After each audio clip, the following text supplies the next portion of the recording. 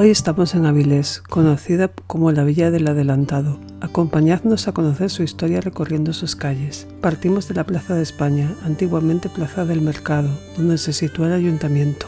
Este edificio fue construido en el siglo XVII y fue el segundo que se levantó extramuros de la muralla de la villa, significando el crecimiento de la misma fuera de sus límites. Su arquitecto fue el mismo que el del ayuntamiento de Oviedo, Juan Estrada, de ahí la gran similitud que tiene con este. La torre con el reloj es un añadido del siglo XIX. Bajo ella, en el frontón, destaca esculpido en piedra el escudo de Asturias y bajo él, a ambos lados, el de Avilés.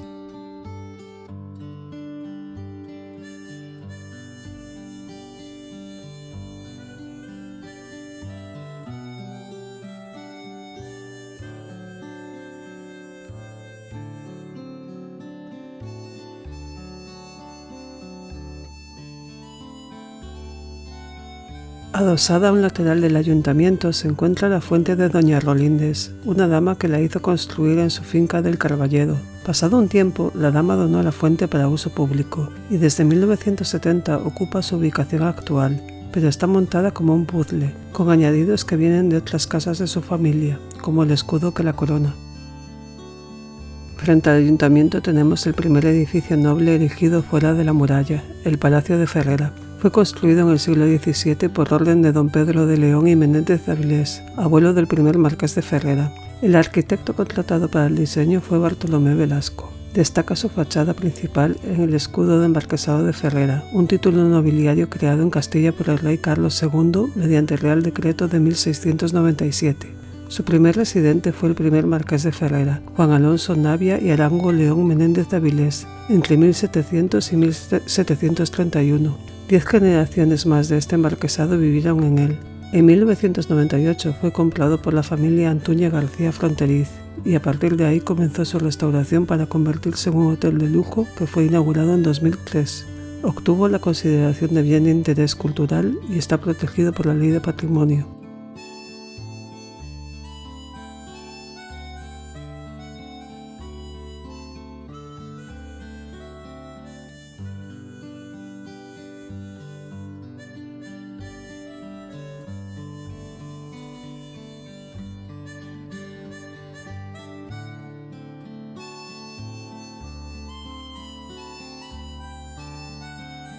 Dejamos el palacio atrás y continuamos camino encontrándonos al poco la fuente de los Caños de San Francisco. De las que quedan en Avilés, esta es la más antigua.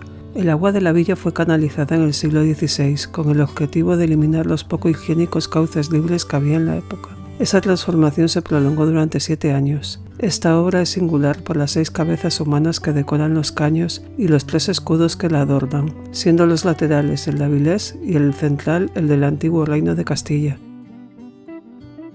Al lado de la fuente tenemos una escalinata que nos lleva hasta la iglesia parroquial de San Nicolás de Bari. Como sucede con tantas otras, ha sufrido numerosas modificaciones y ampliaciones a lo largo de los siglos, que le ha otorgado variedad de estilos arquitectónicos y elementos añadidos. El templo original fue construido en el siglo XIII, siendo prerrománico, y formó parte de un monasterio franciscano hasta la desamortización de Mendizábal en 1836. El 30 de diciembre de 1849 la iglesia es convertida en parroquia y consagrada a San Nicolás de Bari, un obispo de origen turco del siglo III después de Cristo, al que se le atribuyen numerosos milagros y leyendas. Tiene 2000 iglesias dedicadas a él en todo el mundo. El interior de la parroquia se encontraba en mantenimiento, por lo que solo pudimos verlo a través de la reja. La talla de la derecha, con casulla roja, es la del obispo santo. La de la izquierda es la de San Francisco Javier. Durante la Guerra Civil, el Frente Popular ocupó la iglesia y la convirtió en su cuartel y almacén de municiones. Hicieron diversos expolios de obras de arte que nunca fueron recuperadas y destruyeron el retablo mayor original en un incendio.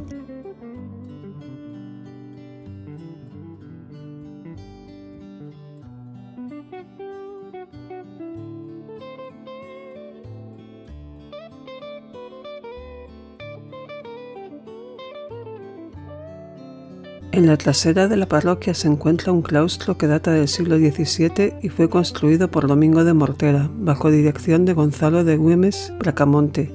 Consta de 2 pisos y solo se conservan 2 salas del original. El olivo, símbolo de la paz, es un homenaje a las víctimas del Holocausto judío, realizado por la comunidad judía de Asturias, algunas autoridades y los alumnos del Colegio San Nicolás anexo a este claustro. En el centro se encuentra otra fuente que cambió de ubicación, pues originalmente estaba en la Plaza del Carballedo. Fue traída aquí en 1960.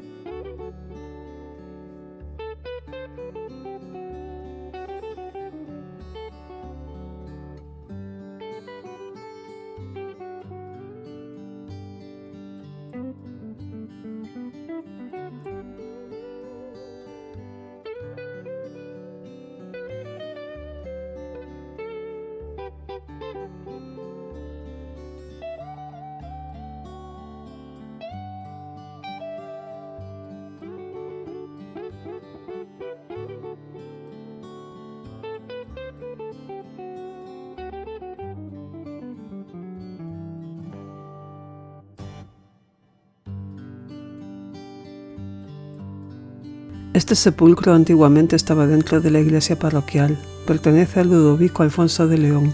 En su escudo se recogen los blasones de las familias Rodríguez de León, Alonso, Valdés y los Bernardo de Quirós. La inscripción dice: el señor Ludovico Alfonso de León deseó en vida esperar aquí el día del Señor. En la calle Palacio Valdés encontramos el teatro homónimo, construido entre 1900 y 1920, de estilo neobarroco. Su arquitecto fue el asturiano Manuel de Busto y Delgado, artífice también del Ayuntamiento de Luarca, entre otros muchos edificios asturianos. Lleva el nombre del ilustre escritor Armando Palacio Valdés. Fue cerrado en 1972 y estuvo unos años parado. A finales de 1982 fue reconocido como bien de interés cultural del patrimonio histórico español. Entre 1987 y 1992 tuvo lugar su gran reforma, gracias a una iniciativa popular, y fue reinaugurado el 14 de noviembre de ese año.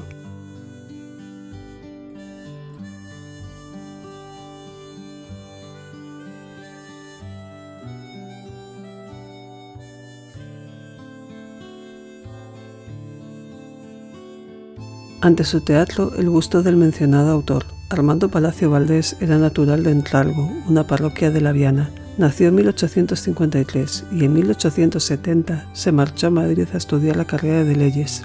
Estaba muy interesado en la literatura y desempeñó varias labores en revistas y tertulias. También escribió obras como Los Oradores del Ateneo y El Nuevo Viaje al Parnaso. Junto con Leopoldo Alas Clarín escribió la literatura en 1881.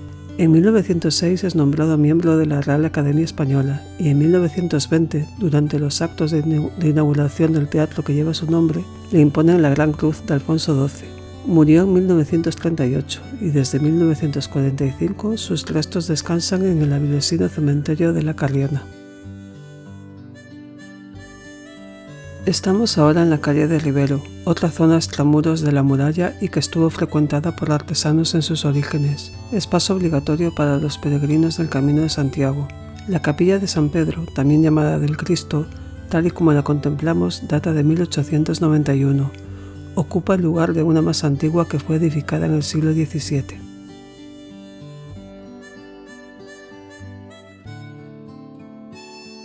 En su austero interior, a través de las rejas, podemos contemplar a San Pedro Apóstol a nuestra izquierda y a Jesús azotado a la derecha, como las imágenes principales y a las que la pequeña ermita está dedicada.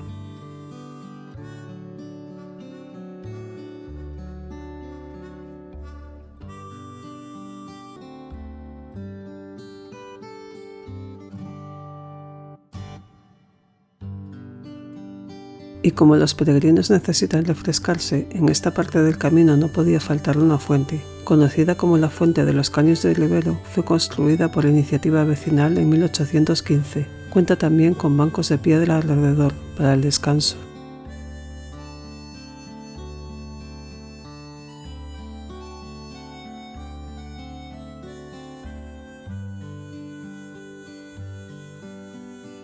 El Palacio de Llano Ponte fue inaugurado en 1706. Tiene un estilo barroco y con sus soportales se asemeja al ayuntamiento. Su primer dueño fue un avilesino que hizo fortuna en Perú siendo empresario naval. Después tuvo múltiples usos. Fue residencia de monjes carmelitas de Oviedo. Fue destruido durante la Guerra Civil y años más tarde reconstruido y convertido en sala de cine, con el nombre de las hijas de Armando Palacio Valdés, Marta y María. Funcionó durante 75 años. Desde 2018 es propiedad de una empresa gallega y alberga un asador.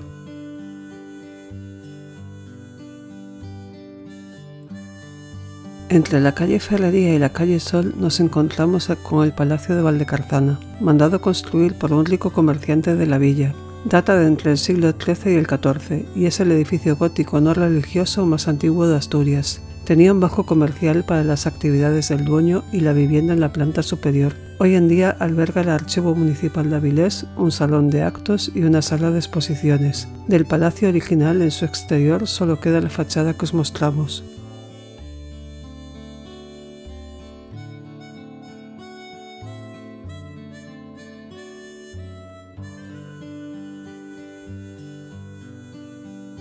En la plaza de Carlos Lobo se encuentra la que fue la primera parroquia de San Nicolás de Bari e iglesia de los franciscanos muy posteriormente. Se trata de un templo románico del siglo XII, añadiendo remodelaciones y estilos gótico y barroco al pasar de los siglos. Es el edificio más antiguo de Avilés y forma parte de la villa amurallada. El añadido blanco es la capilla funeraria hecha por Pedro Solís y data del siglo XV. El convento franciscano, abandonado en 2013 y derribado poco después, estaba anexo al ábside poligonal. Desde la marcha de los franciscanos, la iglesia fue consagrada a San Antonio de Padua. Por esta singular historia es conocida popularmente como la Iglesia de los Tres Nombres.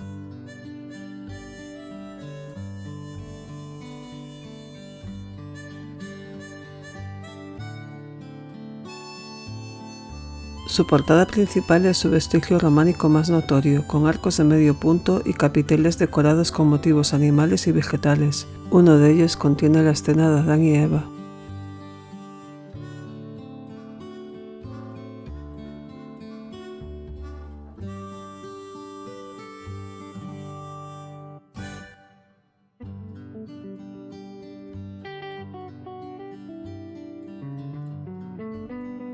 En este templo yace el adelantado Pedro Menéndez, ilustre marino avilesino del que en breve contaremos su historia.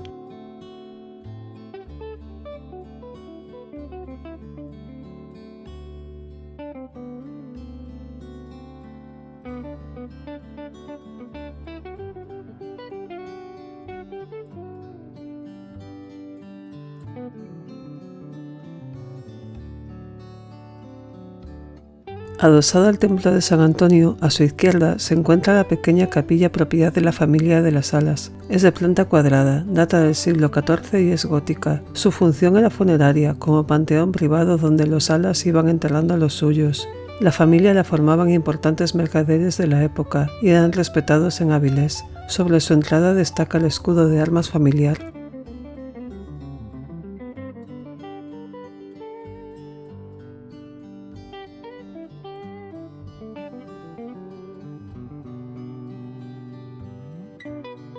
Desde el Parque del Muelle contemplamos uno de los vestigios de la muralla conservados. Fue construida en el siglo XI y mantuvo a la villa primigenia fortificada durante 800 años. Fue demolida casi en su totalidad después de que las Cortes de Cádiz se mandara eliminar todo símbolo de vasallaje en 1893. También se debió a la expansión de Avilés, gracias a la burguesía y sus nobles construcciones.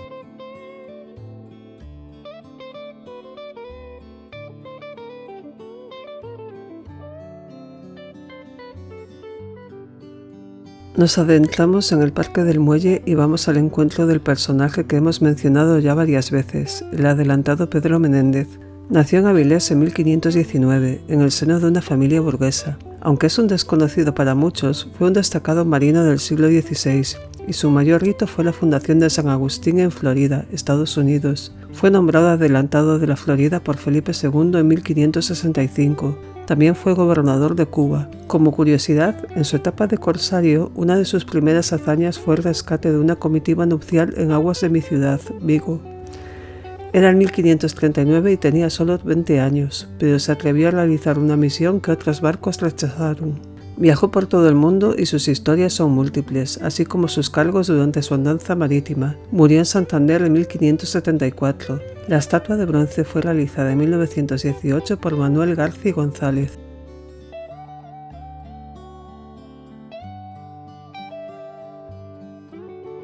El Palacio de Campo Sagrado está ubicado en la plaza homónima y está al lado de la casa natal del adelantado.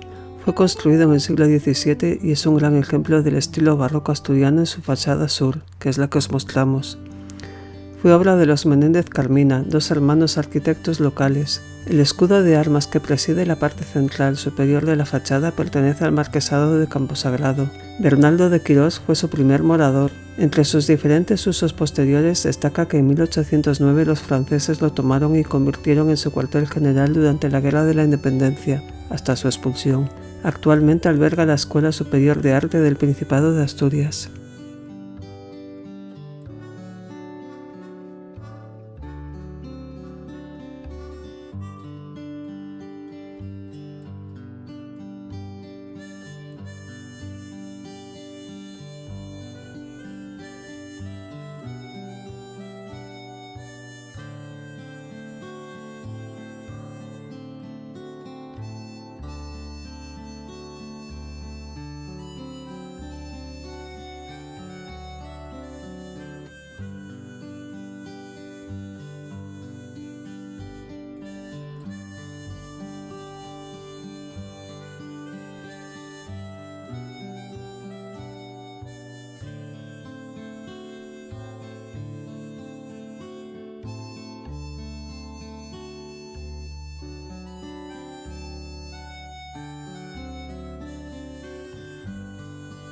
Frente al palacio, mirando hacia él, se encuentra la escultura sedente del pintor Juan Carreño Miranda, nacido en Avilés en 1614 y fallecido en Madrid en 1685. Fue pintor de la corte de Carlos II y como tal se le recuerda en la placa conmemorativa. La escultura de bronce es obra de Vicente Menéndez Prendes y fue inaugurada en el año 2000. En la Plaza de la Merced se alza esta imponente iglesia neogótica del siglo XIX. Está consagrada a Santo Tomás de Canterbury, también conocido como Santo Tomás Becket, del que ya os contamos su historia en el vídeo de Caldas de Reyes, pues su parroquia está dedicada a él. Como la pequeña iglesia románica del barrio de Sabugo se quedaba pequeña, en las proximidades se edificaron esta y la consagraron desde el inicio al santo inglés. Fue inaugurada en 1903. Uno de sus promotores destacados fue el marqués de Teberga, Juan García San Miguel y Zaldúa. El arquitecto responsable de la obra fue un viejo conocido de este canal, Luis Bellido, mencionado en diversas ocasiones en otros vídeos. Sus dos torres de aguja tienen una altura de 47 metros. Su planta de cruz latina tiene 57 metros de largo por 22,5 de ancho en su brazo transversal.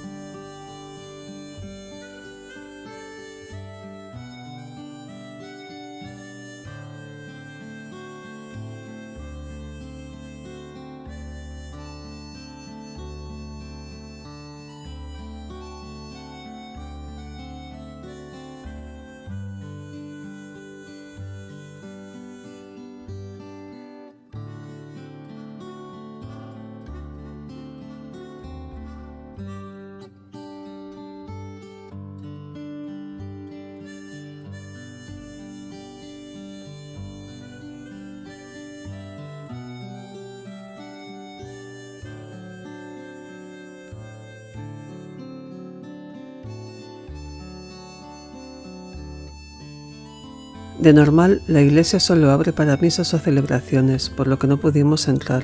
Los retablos que la decoran fueron realizados por el taller de Félix Granda Builla. Los originales fueron destruidos en la Guerra Civil, pero los mismos artesanos los repusieron.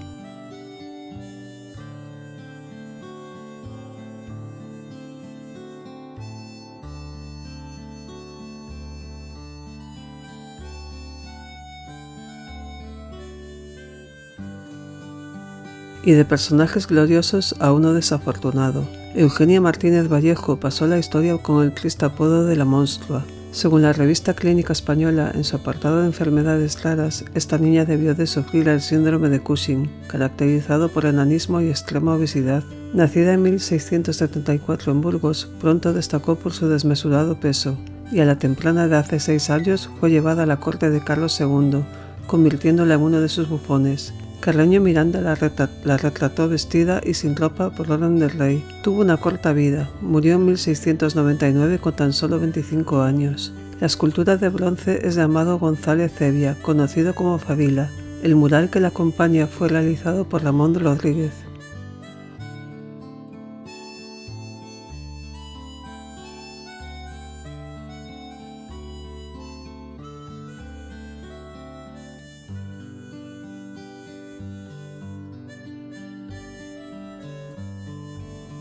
Este es el vídeo de las referencias a otros, y en este punto os enlazamos al de Ribadavia, localidad orensana famosa entre otras cosas por su judería. Avilés también la tiene, y es esta pequeña calle que recorremos, perteneciente al barrio de Sabugo, la zona de los pescadores. Los judíos que moraron aquí eran comerciantes, sobre todo de sal y de vino kosher. Llevaban su fe oculta tras un falso cristianismo para no llamar la atención, por eso no hay simbología explícita en sus casas.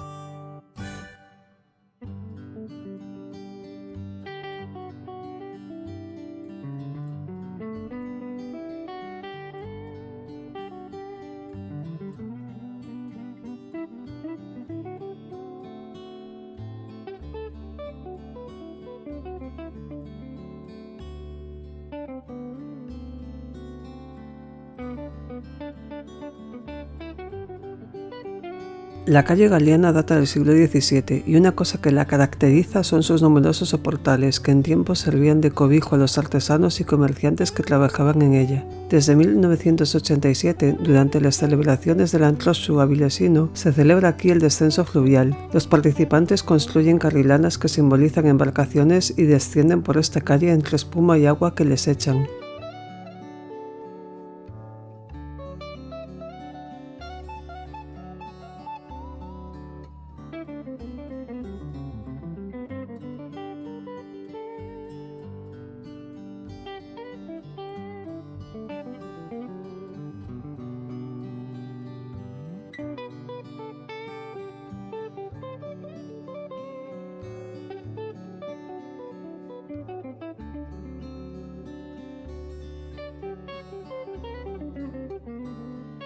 Finalizamos el recorrido con el Hórreo del Rubo, situado en la Plaza del Carballedo.